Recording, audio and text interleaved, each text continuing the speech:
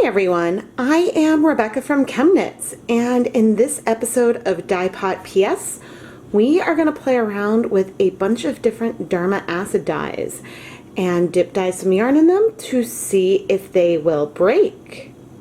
Colors breaking is when you have one mixture, for example a purple, and then it's made out of different dye molecules that absorb to the yarn at different rates. So for example, in the purple, you might see it break apart into blue and purple, or blue and pink. Dip dyeing, because it allows part of the yarn to get into the pot in contact with the dye first, is one way that you can sort of exaggerate the breaking process. I have selected all of these colors because I've either heard that they break or observed that they have multiple different colors of dye in them from speckling or swatching or something else. I'm not 100% sure if these dye molecules will absorb at different rates, and so we will see breaking.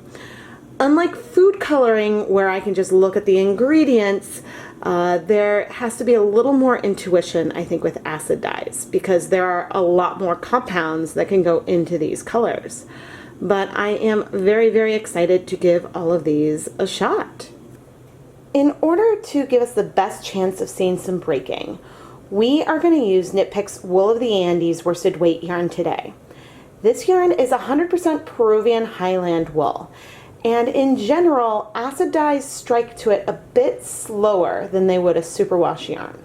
And at least in the case of food coloring, it is easier to capture those lingering colors that need a higher acid concentration to bind. All of the yarn will be pre-soaked in some plain tap water for at least 20 minutes. My tap water runs slightly acidic, so that is something to keep in mind if you're trying to replicate any of my results. In the dedicated dye pot, we are going to start for each of these cases 8 cups of water and 1 tablespoon of white vinegar. And we will be adding half a cup of our approximately 1% stock solution of each of the colors into the pot immediately before we start dip dyeing.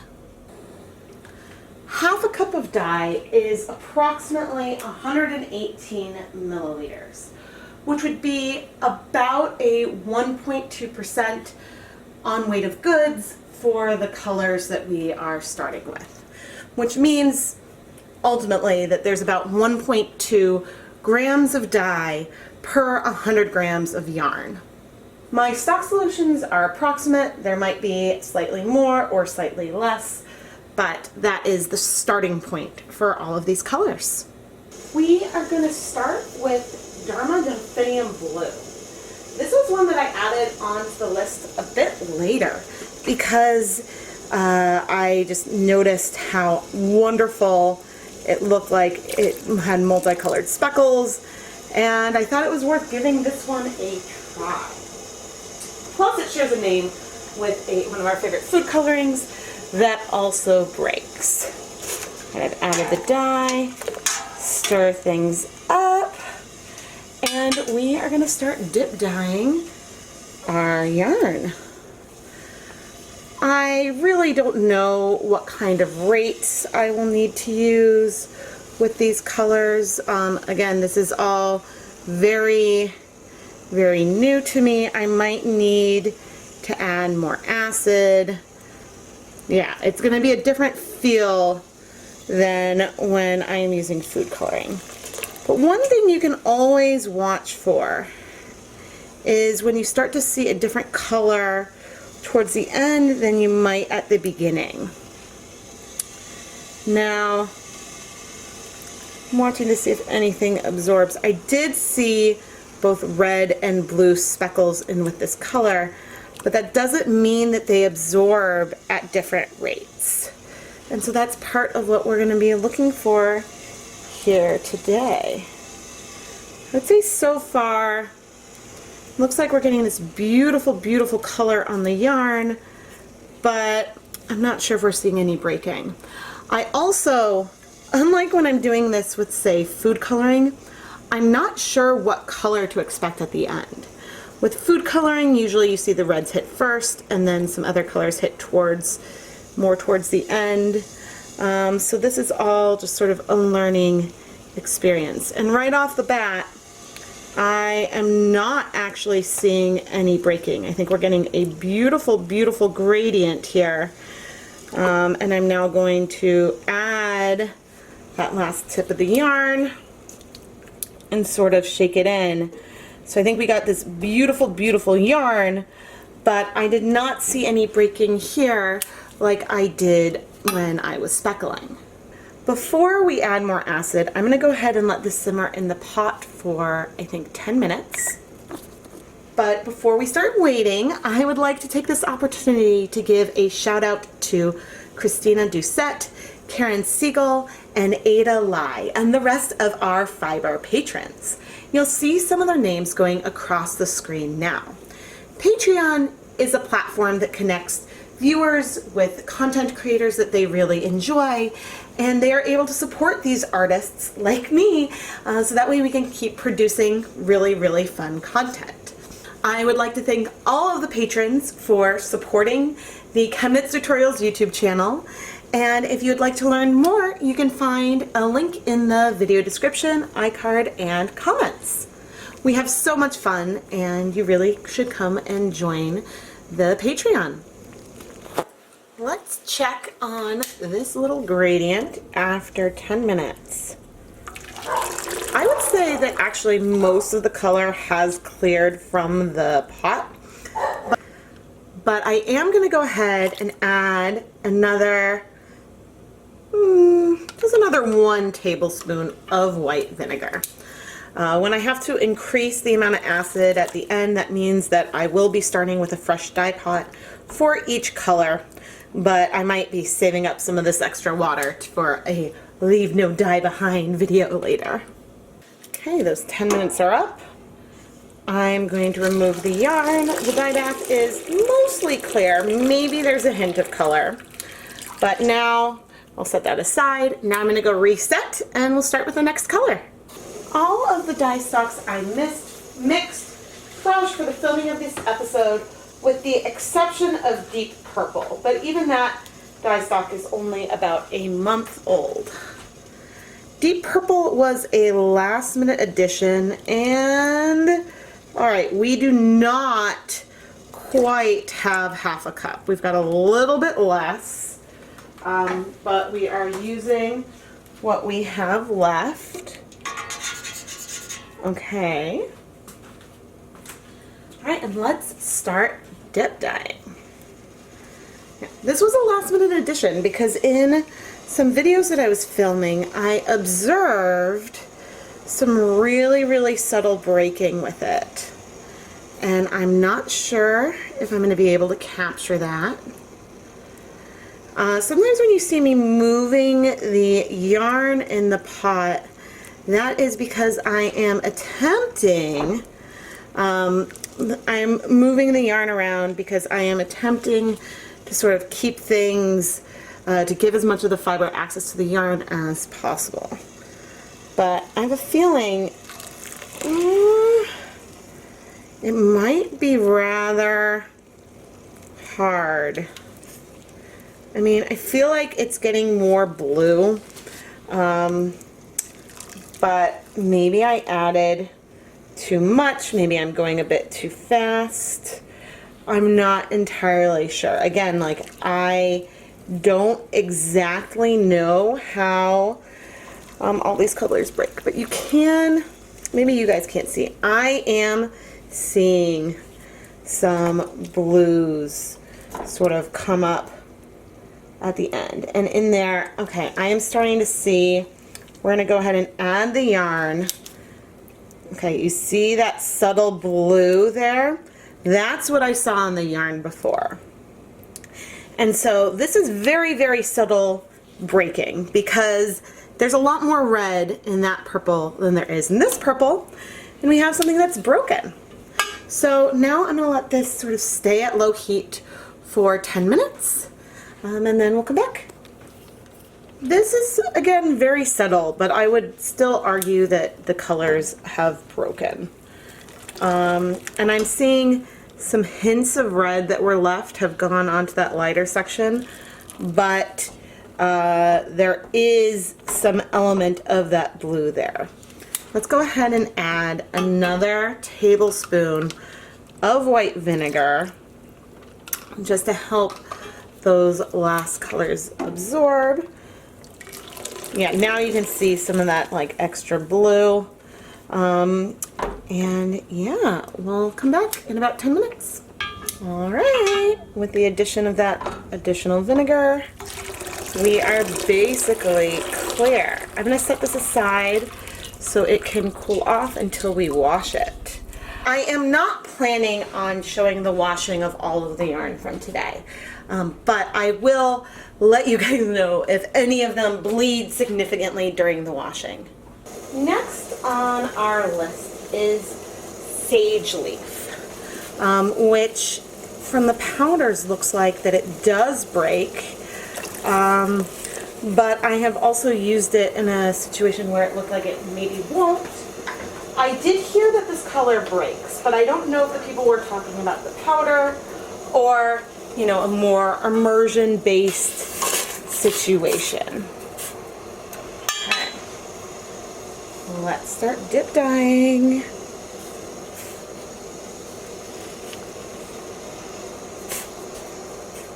I feel like overall, ooh, that color is so pretty. Overall, this color is a bit paler than some of the others. It's not as intense as, say, like a deep purple. And so what I think is that there's green and maybe we'll get something that feels a bit more teal, but I'm not sure. Okay, see how what's left is a bit more turquoise? Like it's definitely getting bluer. And I don't think I saw blue before, per se, but yeah, and maybe that's not quite striking yet. But I am trying to let like some of that other more yellow-ish stuff bind. Let's see. Alright, we're gonna go in. Yeah, I mean, it's subtle. It's very subtle, but slightly bluer over there. When you break Wilton's Violet or a lot of other food colorings, it is really extreme because I think there's just a huge difference in some of these absorption rates. And so far, these acid dyes we've tried are a bit more subtle. But let's keep in mind that with the acid dyes, they are developed to dye fiber. They aren't developed to add color to food and to be safe. Like the fact that food coloring can dye yarn is a secondary property. That's not what it was designed to do. I'm going to reduce the heat a bit, and we are going to let this one, you can see it's a bit bluer now. We're going to let this one go for 10 minutes. Oh, I don't know.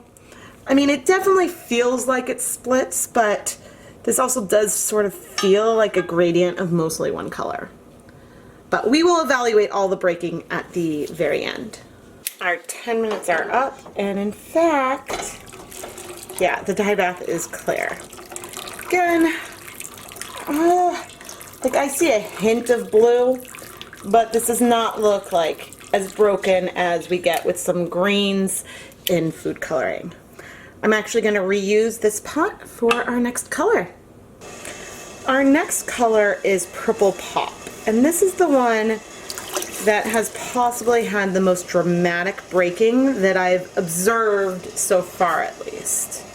This is a fluorescent color, and yeah, I've heard that it's a bit of a pain to deal with and to get it to exhaust, but oof, look at that purple.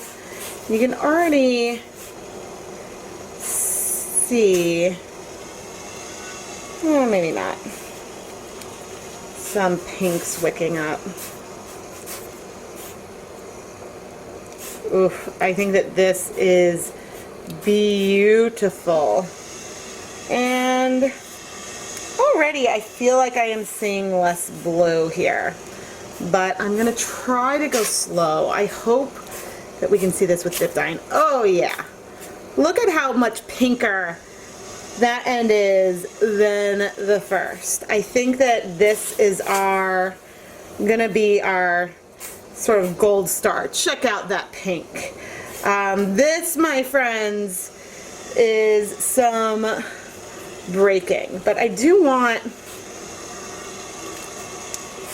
like, I feel like there's still some blues in there, so I don't want, oof, but that looks so dramatic. Okay, we're gonna go ahead, drop that end. Oof, that pink to purple is just absolutely stunning. Absolutely, absolutely, absolutely stunning. And yeah, this is the most dramatic so far. This is one that I was told about at the very beginning, that it breaks, and oof, I hope that all this color will absorb. I have a feeling this pot might be here for a while, but for now, we're gonna let this stick around for about 10 minutes, and then we'll come back and add more acid. Happy pigment, Batman. All right, we've got, you know, some color in the yarn. There's a ton left in the pot. I think purple pot is a very polarizing color for people that use Dharma Acid dyes. Let's do 1. That's almost 2.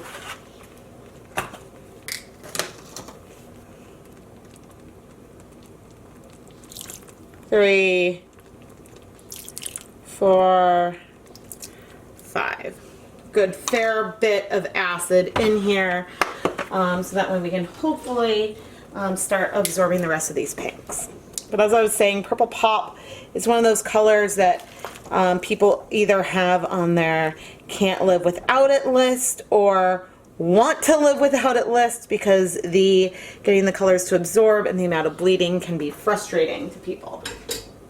But I'm doing the filming for this video in at least 2 parts, and so I saved this for one of the last of the day, even though this is possibly the one I wanted to see the most, but that way it can like stay and chill and cool in the pot for a while. So I'm gonna leave this on the heat another 10 minutes now that we just added all that acid, and then we'll come back and check in. This color is awesome, and there is still a lot of it. It is possible that this is way too much dye, even though proportionally this is still about 1 gram, maybe a little over 1 gram of dye for this 100 grams of yarn. So proportionally it should be fine, but that is not exhausting right now.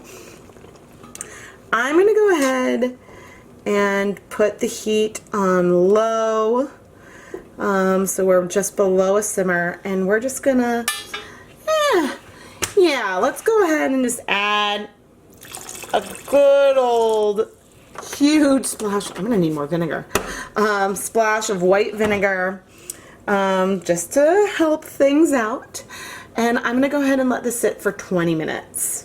So I think I would say that with purple pop, a little goes a really long way. There's still quite the vibrant hot pink in there. And I think that the broken quality is actually a little more subtle now because we're absorbing all this pink. But there's definitely breaking here.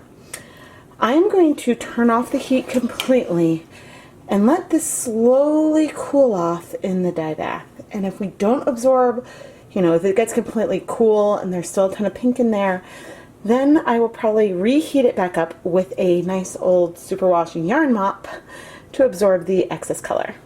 It is the next morning, and all things considered, a lot of that color has actually cleared. I am going to go ahead and increase the amount of water, and then we are going to add a yarn mop.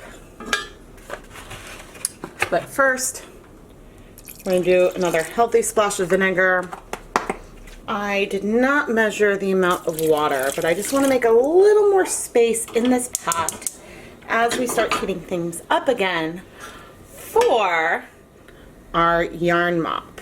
And so this is some dry Knit Picks Stroll fingering weight yarn. And I thought it would be worth to give a sense of the level of color that is left in here. I think that if you wanted to get something out of the pot sooner, then maybe you would want to add your mop in like earlier than I am this time, but it looks like it's giving us sort of like a little bit of a blush pink color. So really, there wasn't very much color left at all. I am going to add a bit more water. There's a lot of vinegar in here, so I'm not very worried about that. Yeah, I think as the night went on, more color definitely did absorb into our Wool of the Andes worsted weight yarn. And things are fairly compact here. But here comes some of that color. Because I think our mop is soaking it up. Now, this other yarn is 100% Peruvian Highland wool. It is non-superwash. So that is something to keep in mind. And hopefully I don't tangle either of these too much.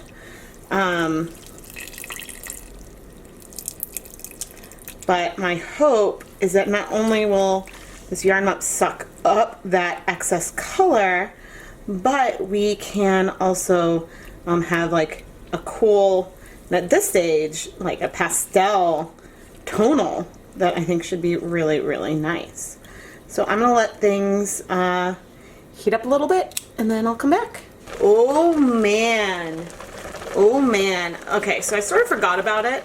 But look at this pink that is coming out. Whoa, dear.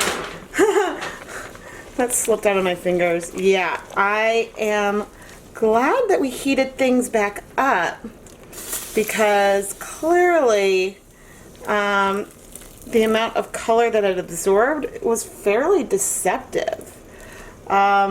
This is now, probably gonna have to do some detangling on both, but this is now gonna be a fairly bright pink in our yarn mop. Let's add, wow, a bunch of dye came pouring out. I wonder, okay, we will add a bunch more vinegar. Who knows if that made a difference. I have used Purple Pop in a couple other circumstances, and there I didn't see bleeding in the end. So I am optimistic, but I think this is one where like a little goes a long way, and that is something to keep in mind. The pink, but it's so funny, like that pink that is there compared to these other colors just sort of illustrates the amount of breaking that you can get even more, because there's tones that absorbed here first, and then there is this pink in the end. I think it would take a lot of patience to get all these tones on one skein, but all right, I hope now, I'll check on it every once in a while to sort of maybe move things around a little bit, but then I will be back in about 20 minutes. 20 minutes later, we're still under low heat, and I'd say there's still, oh my goodness, tons of color coming out of this. I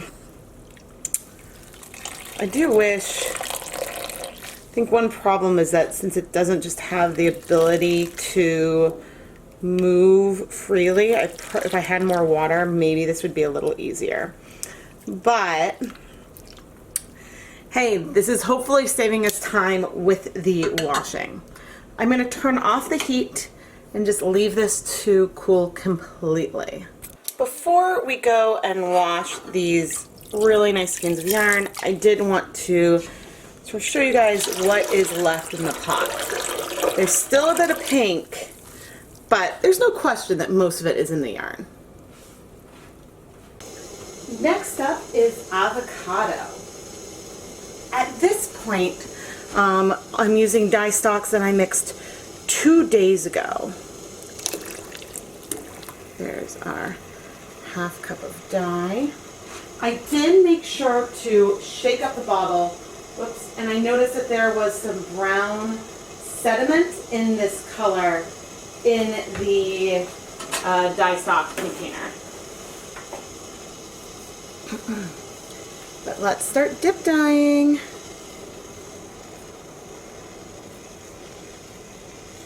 Oh, cool.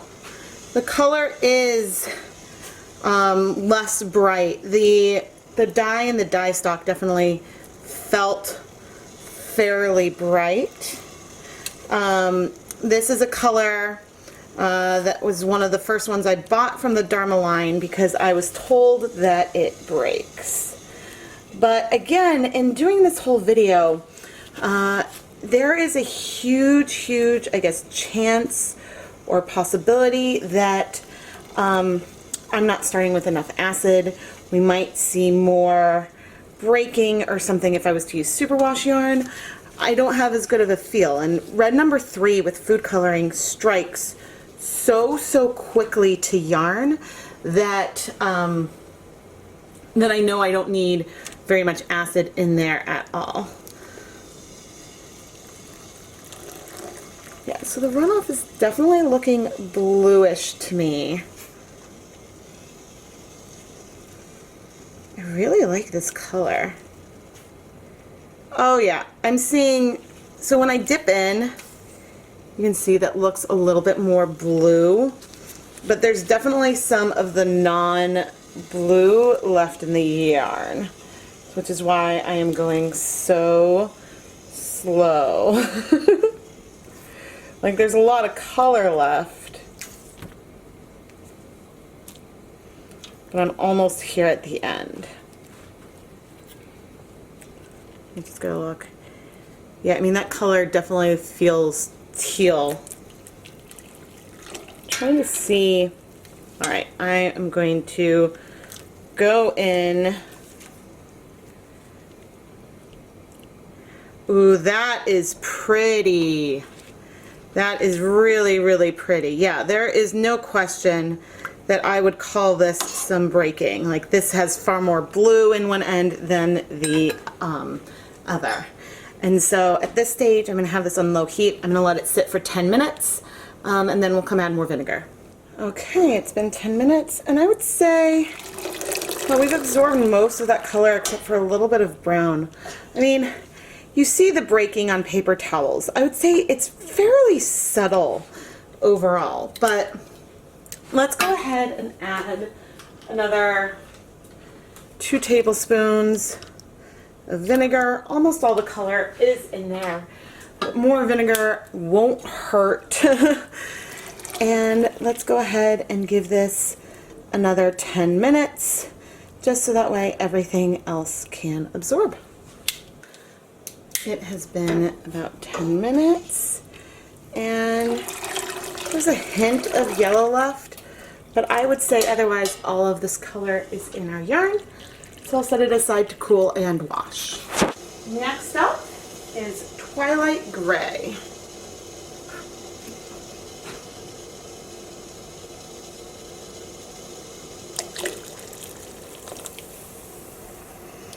It's looking very navy in the pot.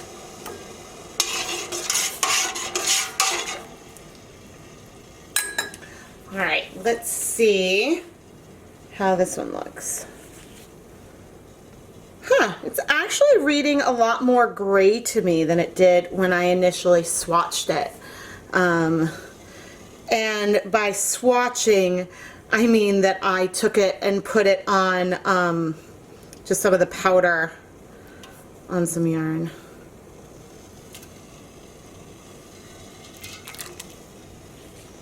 But maybe, funny, maybe there's like a warm, ooh, do you see that?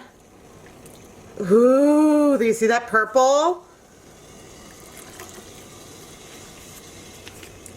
This is definitely breaking. Ooh, but I don't want to go in too slowly because I feel like, or too fast.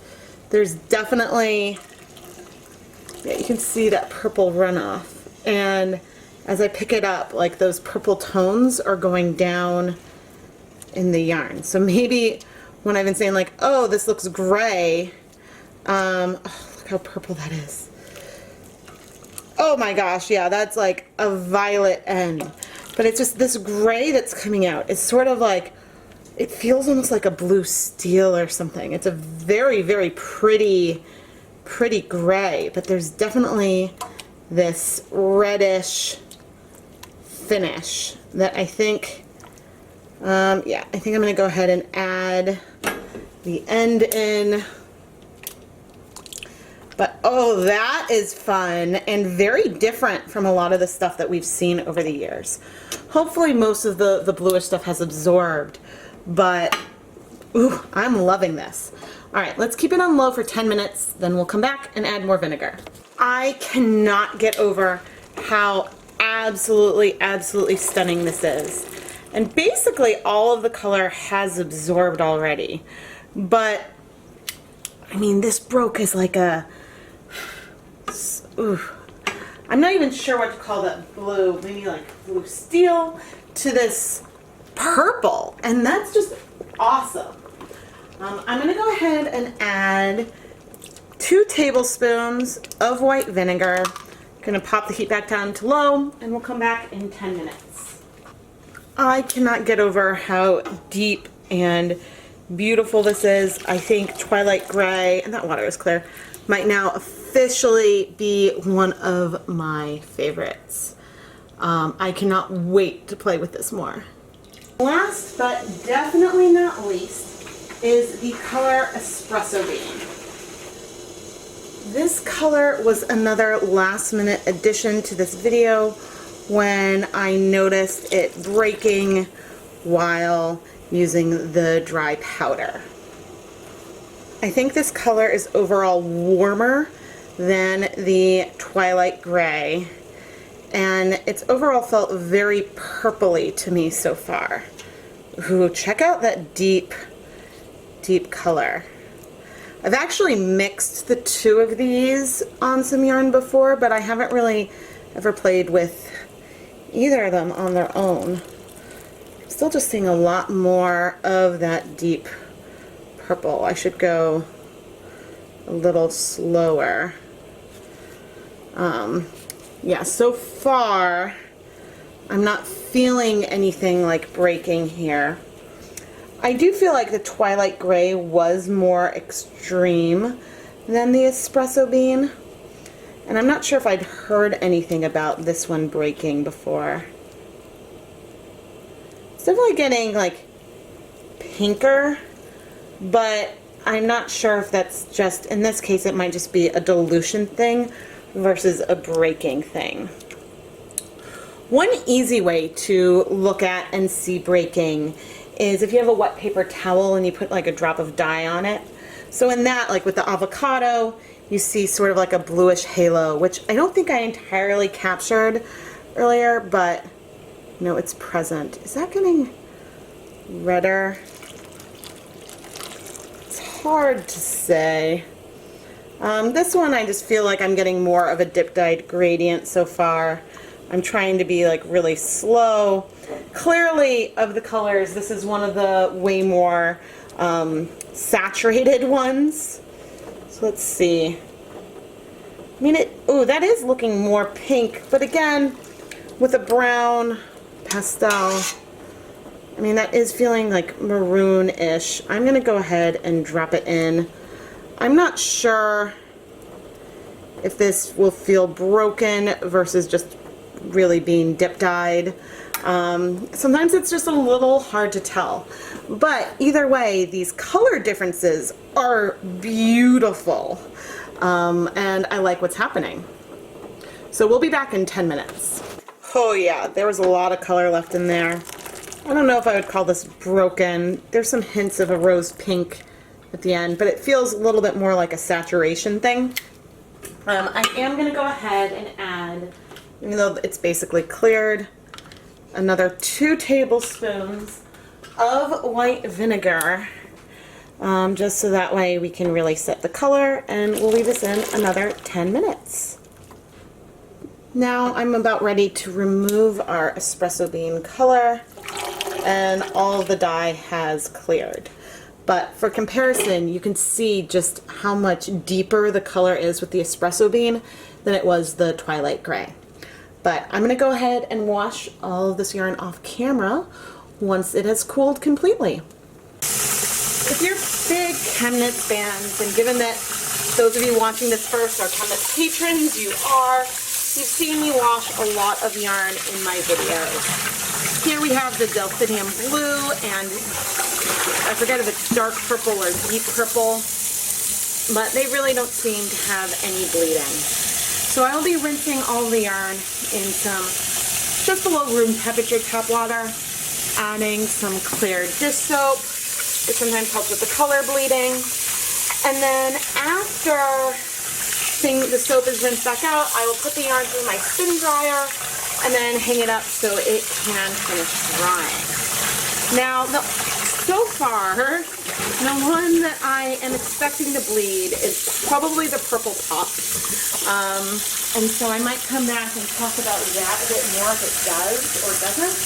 But otherwise, all the other space of yarns in this video have been washed in a very similar way to this. I'm going to squeeze it out a tiny bit before plopping first our 100% wool, where the breaking is now a lot more subtle, and then our bonus skein of sock yarn, which may or may not be tangled. Yeah, our yarn mop is a little bit tangled, but I'm not too worried about it. It's usually pretty easy to untangle once things are dry. So after our first dip in the rinse water, and oh, that's not bad at all. I see like a hint of pink, but not as bad as I was expecting, to be honest. So I am expecting there will be some bleeding and that I might need to go through a few iterations with the washing. But I think that here's that rinse water directly from it, and the amount of pink is fairly minimal. So let's just see what we have after this little bit of soap. Oh, that's not bad at all. Phew! Maybe I was extra cautious for not too much concern. For the first time in this video, here are the 7 different Dharma Acid dye colors that we tested out.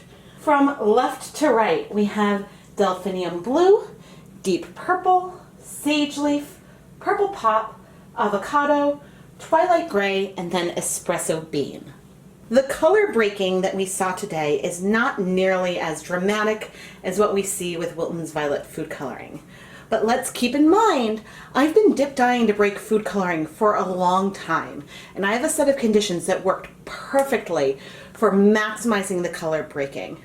And I'm not as experienced with acid dyes, and so I think that with a few of these colors, specifically the Sage Leaf and the Deep Purple, I could do this again and maybe try to vary the conditions a bit, or at least add that last bit of yarn a little later. Because I feel like both of these finished off with a blue that clearly showed breaking, but you don't necessarily see it as much in the final yarn. Now let's take a closer look at some of these yarns so I can show off something a little notable.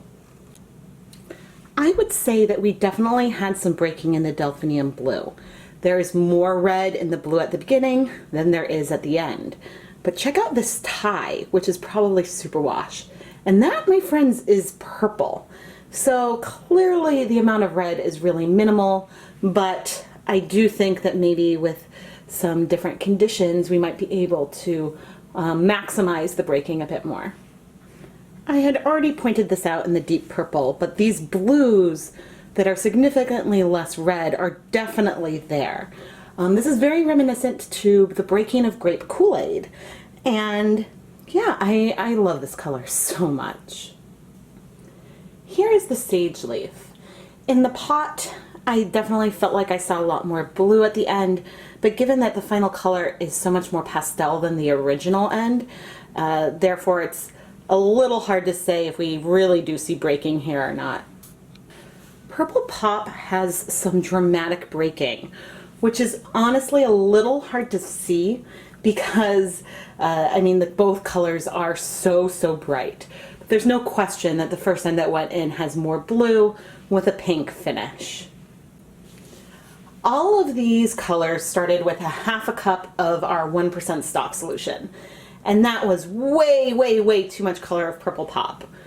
We added in an extra skein of yarn as a yarn mop and got this really vibrant neon pink, in addition to what we got on the wool of the Andes. So I guess even more extreme with the breaking from a purple to a pink.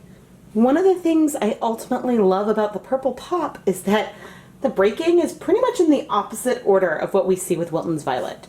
The blue strike first and then the pinks finish off. And so I think this gives us a lot of potential for playing with some of our really favorite breaking techniques in a new way.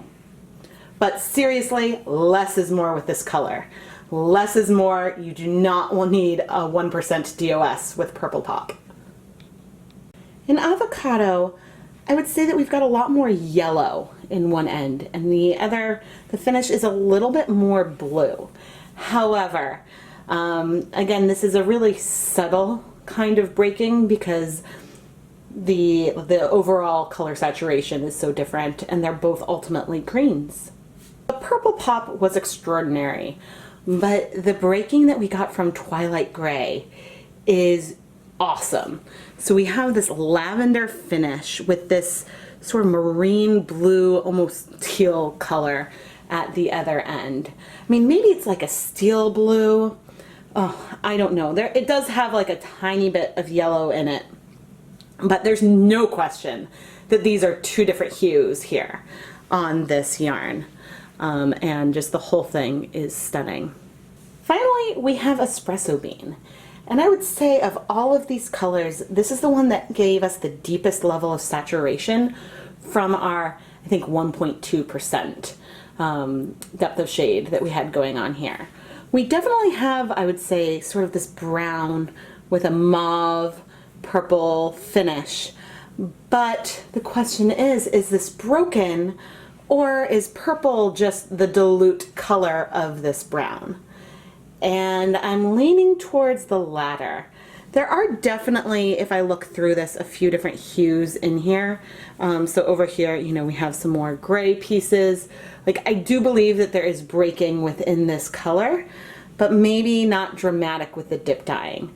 Because the first times I played with this, I'm like, oh, this isn't brown, this is purple. But I think if it's saturated enough, then you do start to see that brown that it was named for. What would I do differently next time? I'm not entirely sure, but I think that it could be worth playing with the breaking in some more space dyeing or low immersion techniques to get a feel with how these colors are binding and at what concentrations of acid they bind as well. We started with really consistent conditions, and I know that with food coloring, for me, with my water, starting with 8 cups of water, 1 tablespoon of vinegar, and then about a half cup of our dye mixture. These are the perfect conditions to maximize breaking with food coloring. But who knows if we would have seen better results if we had started with a superwash yarn. You know, we need to see what it is about the different dye molecules that will maximize the difference in the rates of the color absorption to get the most impact with our color breaking.